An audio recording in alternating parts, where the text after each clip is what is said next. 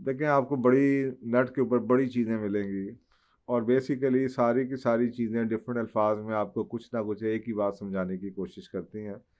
मेरा एक प्रोग्राम काफ़ी सालों से मैं करता आ रहा था, नो रिग्रेट डिसीजन मेकिंग के ऊपर, ऐसा फैसला जिस पे आपको बाद में अफसोस ना करना पड़े। और ये अक्सर का जो हमारे मसले मसाइल शुरू होते हैं वो इसी वजह से होते हैं कि हम फैसला आपने कुछ ख़रीदा, बाद में आपका अच्छा नहीं लगा, आपको लगा यार मेरे से गलती हो गई, आपने किसी के कहने पे कुछ कर दिया, तो फिर आपको लगा कि किसी ने आपके साथ धोखा कर दिया।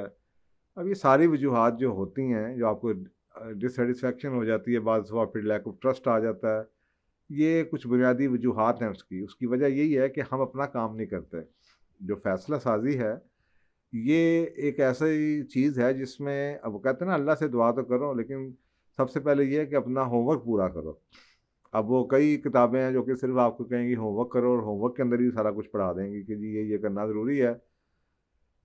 मैं इसको एक सारा साल से एक 4+1 का फार्मूला पढ़ाता रहा हूँ। 4+1, 4+1, और मैं कहता हूँ यार, चार काम तुम्हारे हैं। वो कहते हैं ना, एक दुआ और दवा, दो चीज़ें हैं। दवा कहते हैं मेडिकेशन को, और दुआ कहते हैं दुआ मांगने को, अल्लाह से दुआ, प्रेयर्स को। तो जो दवा है, यानी कि क्या करने की ज़रूरत है कि दुआ क्या खानी है, वो चार चीज़ें हैं। और बाकी जब +1 जौन सी है वो दुआ है, कि अब आपने अपना काम कर दिया। वो जैसे एक हदीस भी है ना, कि टाई योर कैमल्स फर्स्ट, पहले अपने ऊँटों को बांधो फिर अल्लाह पे भरोसा करो। तो ये जो 4+1 है ना, ये 4 है अपने ऊँटों को बांधने का तरीका, फैसला सादी में आपकी क्या जिम्मेदारी है। +1 ये है कि अब अल्लाह ताला पे छोड़ दें, ताकि आपको रिग्रेट ना हो। तो ये जो चार हैं चीज़ें, पहले इनको देख लेते हैं। देखें, पहला स्टेप जौन सा है, उस स्टेप को हम कहते हैं एनालाइज करें। पहले तो आप अपनी इस चीज़ को एनालाइज करें कि क्या डिसीजन, यानी कि फ़ैसला लेना क्या है। मसलन आप ये कहते हैं कि यार शादी का फ़ैसला है, शादी करनी है, इससे करें उससे करें। आप कहते हैं मैंने गाड़ी का फ़ैसला करना है, कौन सी गाड़ी खरीदूं। या आप कहते हैं मैंने जनाब मोबाइल का फ़ैसला करना है, कौन। या आप कहते हैं यार मैंने ये फ़ैसला करना है कि मैं जॉब करूं या मैं अपना काम करूं। मैंने ये फ़ैसला करना है कि बच्चों को ये पढ़ाऊं या वो पढ़ाऊं। अब ये पहला स्टेप जॉन सा है ना, एनालाइज तो पहले कर लें। अक्सर बात हमें यही नहीं पता होता कि फैसला करना किस चीज़ के ऊपर है। अच्छा, तो बुनियादी तौर पे ये जो 4+1 का फार्मूला है, ये यही फार्मूला है कि जी आपने चार काम आपने करने हैं, दुआ आपने करनी है, और दुआ उसके बाद +1 है। तो ये चार काम है, इसके बारे में मैं आपसे कह रहा हूँ। पहला जो स्टेप है वो एनालिसिस है। और सबसे पहला उसका पॉइंट ये है कि ये जान लिखिए कि फैसला करना क्या है। फैसला ये है शादी करनी है, ये फैसला है। ये शादी किससे करनी है, ये फैसला है।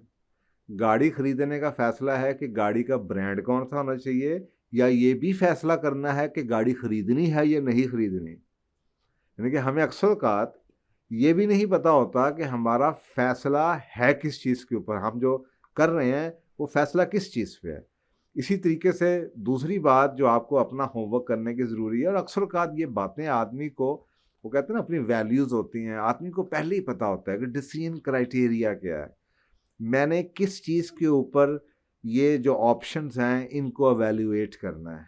मेरी आपने लैपटॉप खरीदना है, अब आपको डिसीजन क्राइटेरिया पता होना चाहिए कि आपको जनाब उसका वेट है, उसकी परफॉर्मेंस है, उसका मॉडल है या ब्रांड है, या उसकी स्पेसिफिकेशन हार्ड डिस्क कितनी है, और उसका रैम क्या है, या उसकी जनाब जो लगा हुआ है उसके अंदर प्रोसेसर वो किस सीरीज़ का है। कौन के किस चीज़ के ऊपर आपने फ़ैसला करना है। आपको ने स्क्रीन के ऊपर फ़ैसला करना है, या उसकी स्टडीनेस के ऊपर, मजबूती के ऊपर फ़ैसला करना है, या प्राइस के ऊपर फ़ैसला करना है। वो जो 2 3 4 मोटी मोटी चीज़ें हैं कि आपका क्राइटेरिया। इसी तरह आपने शादी का फ़ैसला है, तो अब आपने ये फ़ैसला करना है यार, दो फैमिलीज़ हैं, हमने जनाब ये देखना है कि जनाब हमारी नंबर एक डिसीजन क्राइटेरिया ये है, हमारे जैसे हों, कंपैटिबिलिटी है या नहीं है। नंबर दो, आप ये कह दें कि जनाब दीनी फैमिली होनी चाहिए जी, साफ सुथरे लोग होने चाहिए। नंबर तीन, आप क्राइटेरिया जो भी आप है बना लें 3 4, क्योंकि हर चीज़ पूरी नहीं होनी, किसी चीज़ में भी पूरी नहीं होनी। आपको ये पता होना चाहिए कि आपके मोटी मोटी जो टॉप के डिसीजन क्राइटेरियाज हैं वो क्या हैं, और हर फैसले में डिसीजन क्राइटेरिया आपको मिल जाएंगे। इसी तरीके से घर लेना है, अब आपको पता होना चाहिए कि आपका डिसीजन क्राइटेरिया में क्या शहर से करीब होना ज़रूरी है, या फैमिली का आराम और फैमिली के साथ अच्छा टाइम। मैं अक्सर का लोगों से कहता हूँ कि अगर आप ये फैसले डिसीजन क्राइटेरिया अपने नहीं बनाएंगे तो आप लोगों की तरफ चल पड़ेंगे। अब आप अगर आप प्रॉपर्टी डीलर के पास चले जाएं डिसीजन क्राइटेरिया लिए बगैर, उसको कहें यार मैंने घर लेना है, तो साफ दे रहा है कि वो तो जो दुनिया में ट्रेंड है, शहर में ट्रेंड है कि जी सबसे बेहतरीन एरिया तो जनाब ये है, तो आप उधर ले जाएगा। अब वो बेहतरीन बड़ों के लिए होगा, लेकिन क्या वो आपके लिए भी बेहतरीन है या नहीं है, ये तो आपको पता है। हर बंदा एक ही तरह का तो नहीं होता, हर बंदे का डिसीजन क्राइटेरिया फ़र्क है। कुछ लोग कहते होंगे यार हमें शहर से करीब नहीं रहना, हमारा कौन सा रोज़ आना जाना है, बच्चे हमारे पढ़ चुके हैं, हमें बाहर जाना है। हमारा डिसीजन क्राइटेरिया ये है, सीनिक जगह होनी चाहिए। मतलब मैं आपको खुद बताता हूँ, मेरा मेरा डिसीजन क्राइटेरिया में से दरख्त होने चाहिए यार, सीनरी होनी चाहिए, खुला माहौल होना चाहिए। ये नहीं कि जनाब गाड़ी खड़ी करते हुए भी ये सोचना पड़े कि यार किसी की गाड़ी किसी के घर के आगे तो नहीं आपने खड़ी कर दी। तो ये चीज़ें।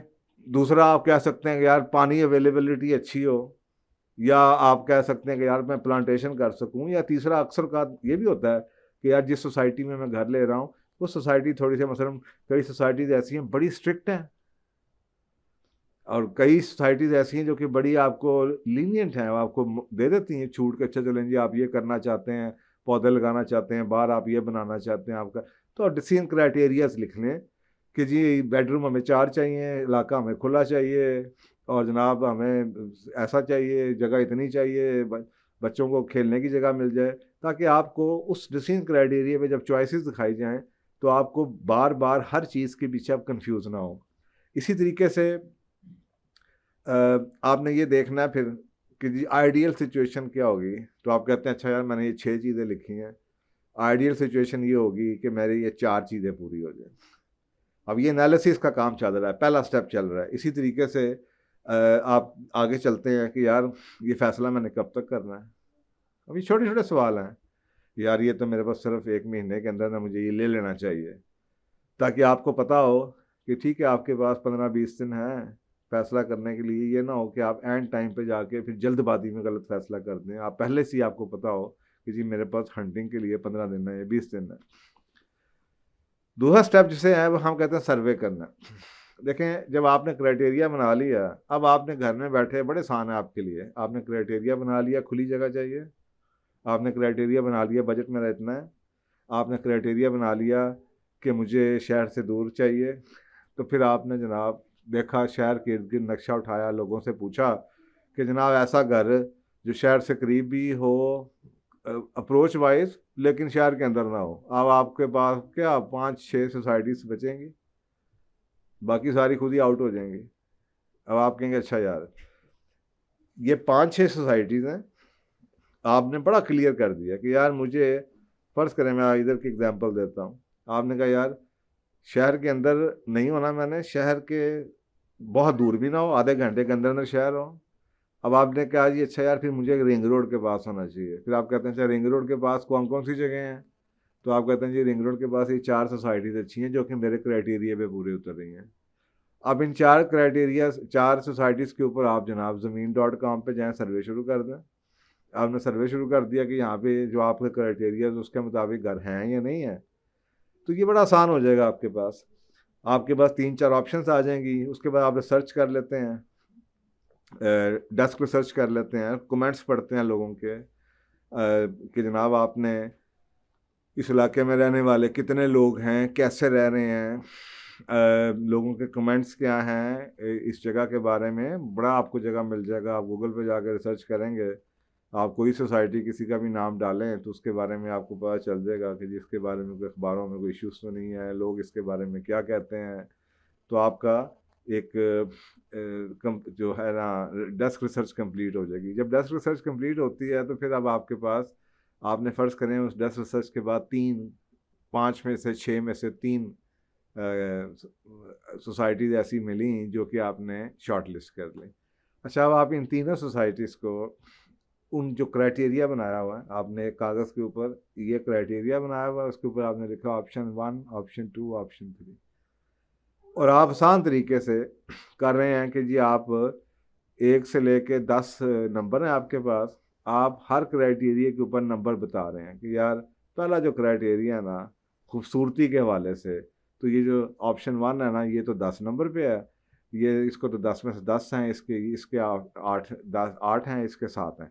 उसके बाद आप अगली पे आ जाएं, सफाई कितनी थी, नेबरहुड कैसा था, जो क्राइटेरिया आपने बनाए हुए हैं, शहर से करीब कितना था, इसी तरह आप नंबर दे, आपके सामने पता चल जाएगा कि जनाब इसमें से सबसे ज़्यादा नंबर किसके हैं। और ये आपके लिए ये सर्वे हो रहा है, अब आपके सामने कंपैरिजन चार्ट बन चुका है कि यार ये चीज़ें, ये है जनाब दूसरा स्टेप। ये अब सारे होमवर्क हैं। होमवर्क का जो तीसरा स्टेप है वो कुछ ऐसा है कि जी अब आपने डिलिबरेट करना है। अब आपके सामने क्राइटेरिया आ चुका है, आपने डिसीजन पैरामीटर लिखे हुए थे, आप लोगों ने उसको एनालिसिस कर लिया है। अब आपने देखना है कि जी मे बीज, अब आपके सामने कंपैरिजन आ गया, आपने देखा कि जी मे बीज कौन से थे और मस्ट कौन से थे। आपने कहा यार ये 10 में से ये 4 चीज़ें मैंने पकड़ ली, ये 6 छोड़ दी, या 5 पकड़ ली, 5 छोड़ दी है, या 5 बहुत अहम है, ये सब में पूरी हो रही हैं बजट के। कोई आप एक पैरामीटर ऐसा कर लेते हैं। अक्सर बात मैं कहता हूँ लोगों से कि पैरामीटर जब आप डिफाइन करते हैं ना तो साथ उसके वेट भी लगा लिया करें कि मसलन बजट है 1 करोड़ के अंदर, तो आप कहते हैं कि इसका कितना वज़न कितना है, इसका वेटेज कितनी होगी टोटल डिसीजन के अंदर, उससे आसानी हो जाएगी। क्योंकि अक्सर कार क्राइटेरियस तो आपके पास हैं लेकिन सारे क्राइटेरियस की शायद अहमियत उतनी ज़्यादा ना हो, तो अगर आप वेट लगा देंगे तो आपके पास आसानी आ जाएगी। अब आपने देखा कि जनाब ये 2 ऑप्शन आपके पास आ गए, और ये दोनों ऑप्शन ऐसी हैं, या 2 ऑप्शन आई या सिर्फ एक सोसाइटी की ऑप्शन आ गई। उस एक सोसाइटी की ऑप्शन में आपने 4 घरों को देखा।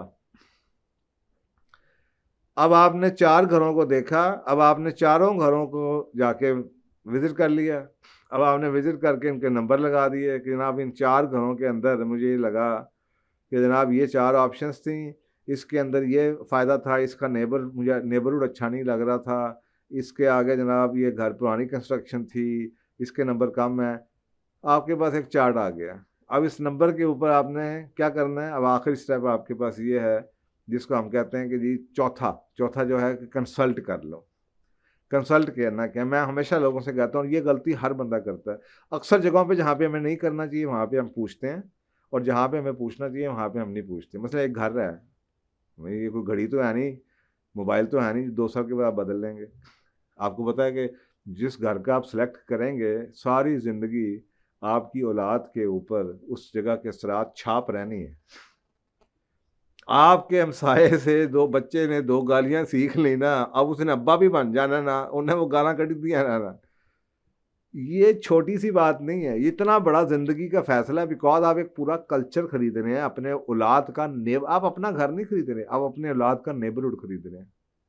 वो स्टीवन कोवी कहता है ना, begin with the and in mind. अब आप ये सोच लें कि ये औलाद यहाँ से जैसा नेबरहुड है उसने कहीं ना कहीं से असर लेना है। तो बहुत ज़रूरी है कि आप जाएं जिस जगह के लिए आप इतनी बड़ी ज़िंदगी का इतना बड़ा फैसला कर रहे हैं, बेगम को गाड़ी में बिठाएं, बच्चों को गाड़ी में बिठाएं, ग्राउंड में जाके बैठ जाएं उस इलाके की, दाएं बाएं लोग हैं ज़रा उनसे देखें शाम को बच्चे क्या कर रहे हैं, क्या ज़ुबान बोल रहे हैं, गालियाँ तो नहीं दे रहे, लोगों का आपस में नेबर्स का क्या रख रखा हुआ है। होता ही शाम को लोग ख़वातीन बाहर निकलेंगे, बच्चे जनाब साइकिलिंग कर रहे हैं, आपको पता चलना शुरू हो जाएगा। आपने कुछ सर्वे किया, उसके बाद एक और बड़ा अहम होता है, जो आपके हमसाए हैं घरों के 2-3 उस गली में जाके खड़े हो जाएं, किसी की बेल बजा लें कि जी अस्सलाम वालेकुम, हम यहाँ पे जनाब आपके हमसाए में घर ख़रीदने लगे थे, तो बस थोड़ी सी आपसे बात करनी है। तो आपको लगेगा कि पाकिस्तानियों के पास ऐसी बातों के लिए बहुत टाइम है। मेजॉरिटी लोग जो उनसे आपको बड़ा अच्छी तरीके से वेलकम करेंगे, आए जी आए चाय पिए जनाब, बड़ा अच्छा नेबरहुड है जी, आप फिक्र ही ना करें। और कई लोग आपको बड़ी अंदर की खबरें देंगे जो आपको कोई नहीं देगा, ऐसी ऐसी खबरें देगा कि आप सोच नहीं सकते, जिससे आपको लगेगा इसके पाँव चुमलू इसने मेरे जनाब करोड़ों रुपया बचा लिया। वो आपको वो खबरें दे देगा कि जनाब ये इधर का तो जनाब पानी नहीं है, इधर का तो पानी खा रहा है जी, इधर तो जनाब सीवर बंद रहता है, इधर की तो मैनेजमेंट बहुत ही बुरी है जी, हमसाये में तो ऐसा होता है जी, यहाँ पे तो बत्ती चली जाए तो 4 दिन आती नहीं है जी, कोई बॉदर ही नहीं करता, यहाँ पे तो इतने फ्रॉड हैं जी। ये इंफॉर्मेशन आपको ना प्रॉपर्टी डीलर देगा ना कोई और देगा, ये आपको वहाँ के लोग ही देंगे। और आप जाएं पंसारी की दुकान पे खड़े हो जाएं, हर सोसाइटी में कोई ना कोई स्टोर होता है, सुपर स्टोर, वो सबको जानता है। आप उससे जनाब सलाम अलैकुम करें, दो चीज़ें खरीदें, बच्चों से कहिए बेटा हम यहाँ पे आए थे, वो खुद ही आपसे शायद पूछ लेगी, जब आप नए लग रहे हैं, अगर छोटी सी सोसाइटी है तो तुमने कहा यहाँ घर देखने के लिए आए थे, कौन सा लेकर देखने, अच्छा यार वो उधर, ओ अच्छा वो मियाँ साहब का घर है, हाँ हाँ वो बड़ा अच्छा घर है। या वो बता देगा नहीं जी नहीं वो ना लेना, वो तो 3 दफ़ा खाली हुआ है, वो तो बिकता नहीं है, वो तो लोग है, वो खुद ही आपको खबरें दे देगा। ये बड़े अहम सोर्स हैं, ये है कंसल्ट करने का। जो लोग रहते हैं ना उनका पर्सपेक्टिव, और जो बेचने वाला या जो आपको डीलर्स हैं उनका, उन्होंने रहना नहीं है। आप उस इलाके में घर तो नहीं अगले महीने फिर बेच रहे होंगे आप, जो कि आपको वहाँ पे ऐसा नज़र आ जाए। कई ऐसे घर हैं जो कि सिर्फ इसलिए ज़ीरो हो जाते हैं कि उनका नेबरहुड बुरा होता है। मैं कई ऐसी जगहों को जानता हूँ, ऐसे लोगों को जानता हूँ जो कि अजाब में आ चुकी हैं कि ना वो खुद घर में रहने की जगह है, ना ही अब वो बिकता है। क्योंकि जो वे खरीदने आते हैं उनको पता चल जाता है कि इसके नेबरहुड में क्या हो रहा है, उसके बैक साइड पे क्या हो रहा है, वो प्रॉपर्टी ज़ीरो हो चुकी हुई है। ऐसे ऐसे लोग भी हैं जिनके जनाब घरों में लीक है, और वो इतने बदतमीज़ किस्म के नेबर्स हैं कि वो अपने हमसायों का ख्याल नहीं करते। या ऐसे लोग हैं जिनके घर में ऊंचे आवाज़ों में गाने लगे, रेडियो लगा हुआ है, जनाब बदतमीज़ी बदजुबानी हो रही होती है, पार्टियां हो रही होती हैं, अजीबो गरीब किस्म की, आप सोच ही नहीं सकते हैं, ऐसी ऐसी कहानी है। तो ये है जनाब कंसर्न। तो बेसिकली 4 स्टेप्स हैं। पहला स्टेप ये था कि एनालाइज करें, क्राइटेरिया वगैरह बना लें। दूसरा ये था कि जनाब आप उसके ऊपर सर्वे कर लें, बैठ के डेस्क रिसर्च कर लें, नेट पे बैठ जाएं, आपको सोसाइटियाँ आपने शॉर्ट लिस्ट कर दी, घर देख लिए। तीसरा ये है कि आप डिलिबरेट कर दें, जो आपने क्राइटेरिया बनाया था उसमें जो आपके पास 2-3 घर आए थे उस पर आपने नंबर लगा दिए, देख लिया कि कौन सी चीज़ आप कॉम्प्रोमाइज़ करते। अगर कॉम्प्रोमाइज़ करने की नौबत आए, अगर मिल रहा है सारा कुछ चीज़ तो ठीक है। अगर आपको पता चले कि जनाब ये चीज़ बेड को कॉम्प्रोमाइज़ करूं या लोकेशन को कॉम्प्रोमाइज़ करूं, कि जो मुझे चाहिए वो 4 बेड का चाहिए, लेकिन मैं कहता हूँ नहीं यार 3 से गुजारा कर लो, लेकिन ये जगह बड़ी अच्छी है, फेसिंग पार्क है, साया बहुत अच्छा है, खुली जगह है, प्यारी जगह है। तो ये आपने इस चीज़ में स्टेप 3 में डिलिबरेट करें, कंपैरिजन कर लें, वेट असाइन कर दें, और फाइनली अब आपने कंसल्ट करना है उस इलाके के। पहले ऑब्ज़र्व कर लें, जाके पार्क में जाके शाम को चक्कर लगा लें, जिस जिस जिस मोहल्ले में आप सारी ज़िंदगी गुजारनी है आपने, उसका इतना तो रिसर्च कर लें कि 2-3 दिन वहाँ पे जाएं, शामों को जाएं, पार्क्स में देखें, बच्चों से मिलें, सायों से हाथ मिलाएं, उनसे बातें पूछें, सोसाइटी के बारे में पूछें, दुकान वाले से जनाब मार्केट्स को जाकर बाहर खड़े होकर देखें, आपको लोगों का पता चल जाएगा किस किस्म के लोग हैं। और उस ये 4 चीज़ें आपकी काम। अब आपने सारा कुछ कर दिया, आपके पास 2 चॉइसेस आ गई, आपने 2 शॉर्ट लिस्ट की, अब आपको समझ नहीं आ रही।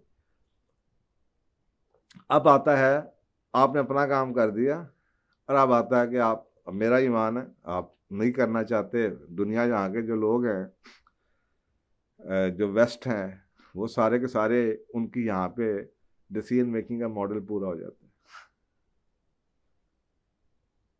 वो और लोगों के फैसले होते हैं, ठीक होते हैं, गलत भी होते होंगे, लेकिन मैं अपने जो मुसलमान भाई हैं उनके लिए कहता हूँ यार फिर एक और चीज़ है, आपने अपना काम कर लिया ना, आपको सोचे ना, दवाई तो खा ली आपने, अगर आप दुआ भी कर लें, और ये आपकी फितरत में है।